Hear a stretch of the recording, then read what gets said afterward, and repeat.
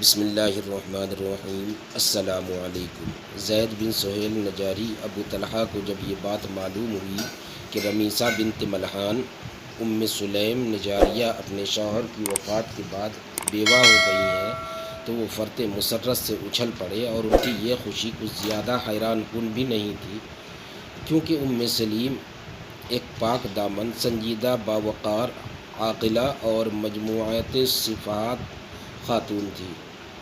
چنانچہ انہوں نے اس بات کا ارادہ کر لیا کہ دوسرے خواہش مندوں سے پہلے ہی ان کو نکاح کا پیغام دے دیں۔ چنانچہ ان کو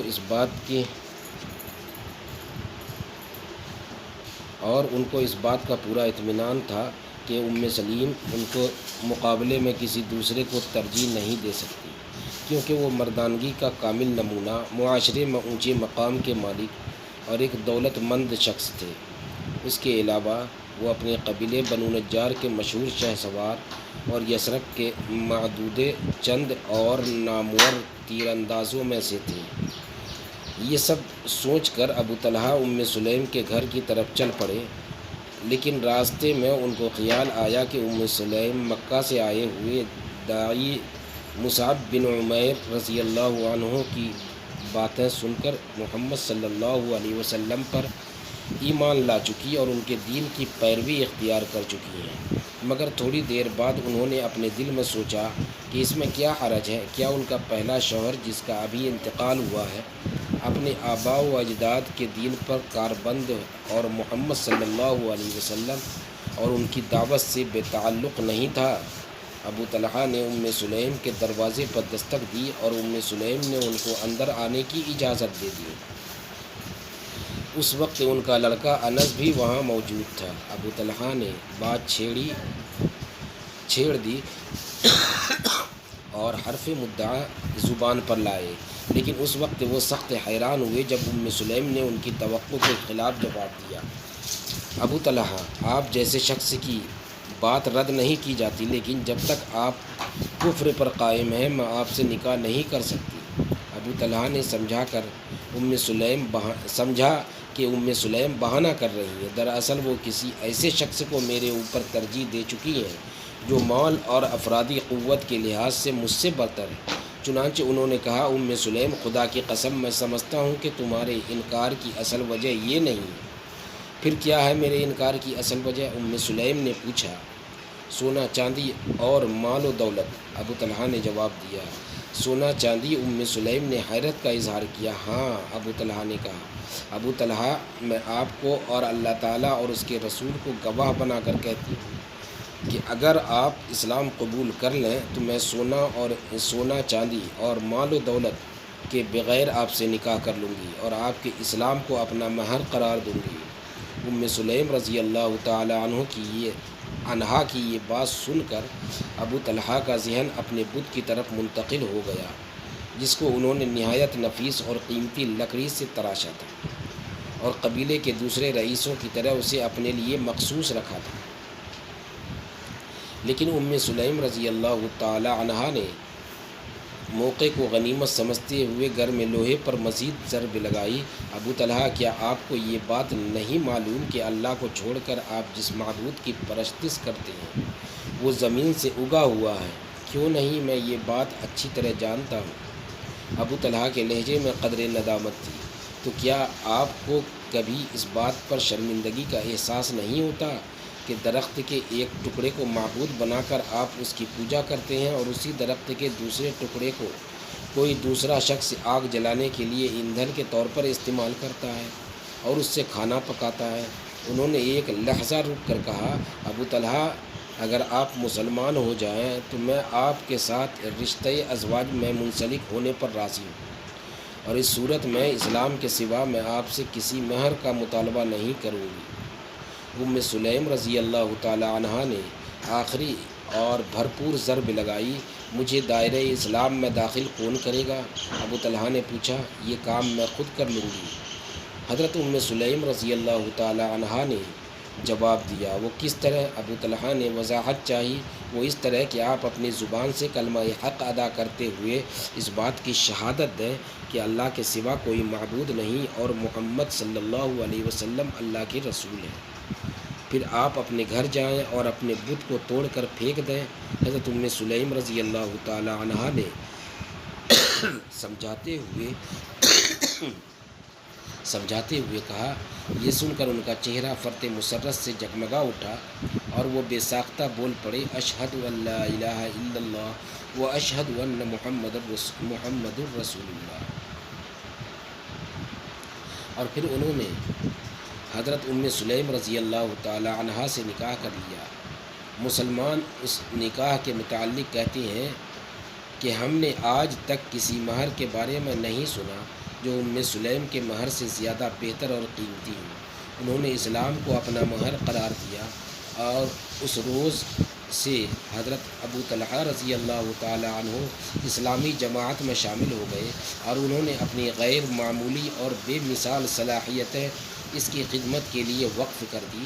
وہ ان 70 افراد میں سے تھے جو بیعت عقبہ میں شریک ہوئے۔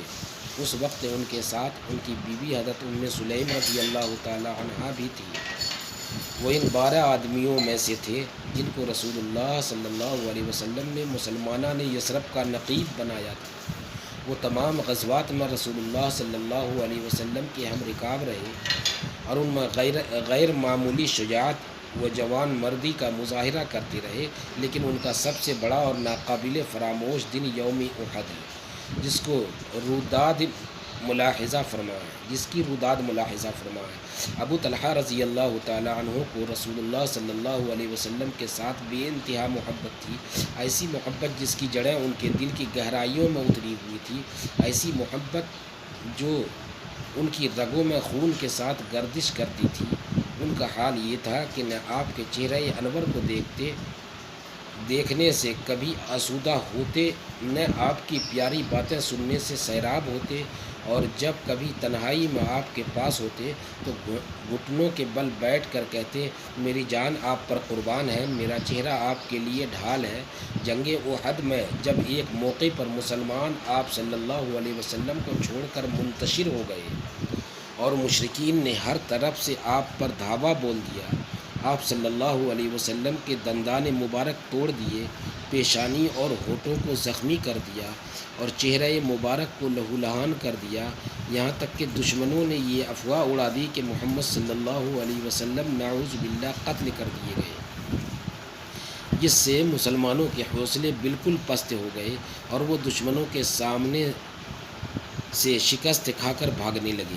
اس کٹھن وقت میں رسول اللہ صلی اللہ علیہ وسلم کے ساتھ صرف چند آدمی رہ گئے تھے اور حضرت ابو طلحہ رضی اللہ تعالی عنہ ان میں پیش تھے۔ حضرت ابو طلحہ رضی اللہ تعالی عنہ رسول اللہ صلی اللہ علیہ وسلم کے آگے ایک مضبوط اور غیر متزلزل پہاڑ کی طرف کھڑے ہو گئے اور آپ صلی اللہ علیہ وسلم نے کفار کے تیروں اور نیزوں سے بچنے کے لیے ان کی آڑ لے رکھی تھی۔ انہوں نے کمان کی تان چڑھائی اور اس پر تیر جوڑ کر رسول اللہ صلی اللہ علیہ وسلم کی طرف سے دفاع کرتے ہوئے کفار پر تیروں کی بارش کر دی۔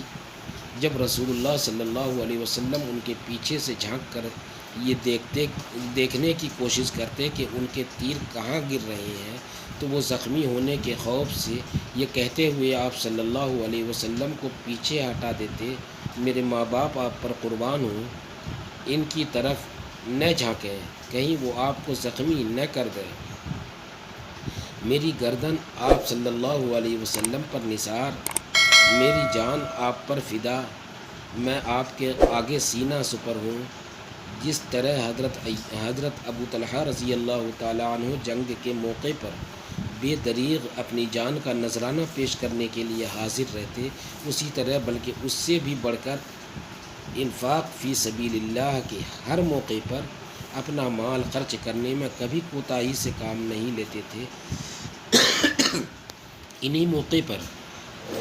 انہی موقعوں میں سے ایک موقع یہ ہے کہ ان کے پاس کھجوروں اور انگوروں کا ایک باغ تھا جو اپنے درختوں کی کثرت، پھلوں کی عمدگی اور پانی کی شیرینی کی لحاظ سے یثرب کے تمام باغوں سے اچھا تھا۔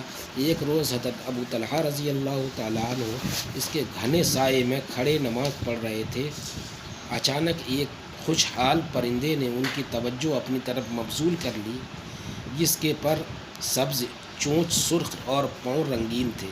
وہ درختوں کی شاخوں پر خوشی سے چہچہاتا، رقص کرتا اور پھدکتا پھر رہا تھا۔ حضرت ابو طلحہ رضی اللہ تعالیٰ عنہ کو یہ منظر اتنا بھلا معلوم ہوا کہ تھوڑی دیر کے لیے وہ اس کی دلکشی میں کھو گئے۔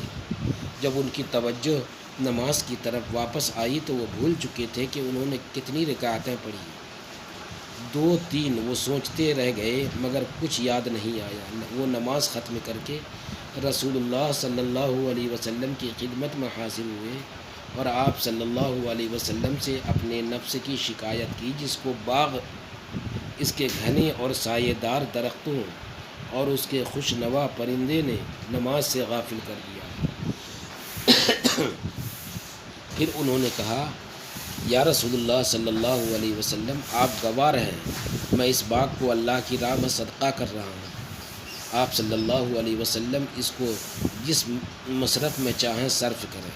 حضرت ابو طلحہ رضی اللہ تعالیٰ عنہ نے اپنی پوری زندگی صائم النہار اور مجاہد فی سبیل اللہ کی حیثیت سے گزاری، اور اسی حالت میں انہوں نے داعی اجل کو لبیک کہا۔ بیان کیا جاتا ہے کہ وہ رسول اللہ صلی اللہ علیہ وسلم کے بعد تقریباً 30 سال زندہ رہے۔ یہ پوری مدت انہوں نے روزے کی حالت میں گزاری اور ایام عیدین کے سوا جن کے روزے حرام ہیں انہوں نے کوئی روزہ نہیں چھوڑا۔ انہیں کافی طویل عمر ملی تھی، جس کی وجہ سے وہ بہت کمزور ہو گئے تھے، لیکن یہ ضعف بھی ان کے جذبہ جہاد کو سرد نہیں کر سکا۔ وہ بڑے پابندی کے ساتھ اللہ کی راہ میں جہاد کرتے اور علماء کلمت اللہ اور اقامت دین کی فوجی مہمات میں شریک ہوتے تھے۔ انہی میں سے ایک مہم وہ تھی کہ جب حضرت عثمان غنی رضی اللہ تعالیٰ عنہ کے زمانۂ خلافت میں مسلمانوں نے بحری جنگ کا ارادہ کیا تو انہوں نے بھی اس میں شرکت کی تیاریاں شروع کر دیں۔ یہ دیکھ کر ان کے لڑکوں نے کہا، ابا جان اللہ آپ پر رحم فرمائے۔ آپ رسول اللہ صلی اللہ علیہ وسلم اور حضرت ابو بکر صدیق اور حضرت عمر فاروق رضی اللہ تعالی عنہما کے ساتھ کافی جہاد کر چکے ہیں۔ اب آپ بہت بوڑھے ہو چکے ہیں، یہ عمر جہاد کی نہیں ہے۔ اب آپ آرام کریں اور ہمیں چھوڑ دیں، ہم آپ کی طرف سے جہاد میں حصہ لیں گے۔ مگر وہ نہیں مانے اور انہوں نے جواب دیا کہ اللہ تعالیٰ فرماتا ہے، نکلو خواہ ہلکے ہو یا بوجھل۔ اس نے عمر کی تجدید کے بغیر نکلنے کا حکم دیا ہے، خواہ ہم بوڑھے ہو یا جوان۔ اور جب حضرت ابو طلحہ رضی اللہ تعالیٰ عنہ مسلمانوں کے فوج کے ساتھ بحری جہاز میں سوار سمندر کا سفر کر رہے تھے، سخت بیمار پڑے اور اسی بیماری میں اپنے رب سے جا ملے۔ انتقال کے بعد ان کو دفن کرنے کے لیے صحابہ کرام کسی جزیرے کی تلاش میں تھے، مگر 7 روز سے پہلے ان کو اپنے اس مقصد میں کامیابی نہیں ہو سکی۔ اس دوران ان کی لاش کپڑے سے ڈھکی ہوئی ان کے درمیان رکھی رہی۔ اس میں کسی قسم کا تغیر واقع ہوا۔